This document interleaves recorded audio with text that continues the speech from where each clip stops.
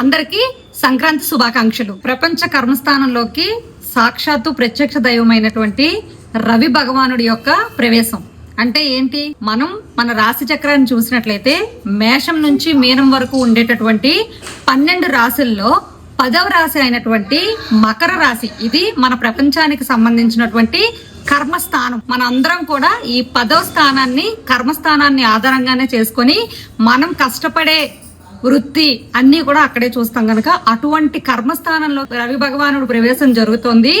ఆ రోజు మకర సంక్రమణంగా మనం జరుపుకుంటాం.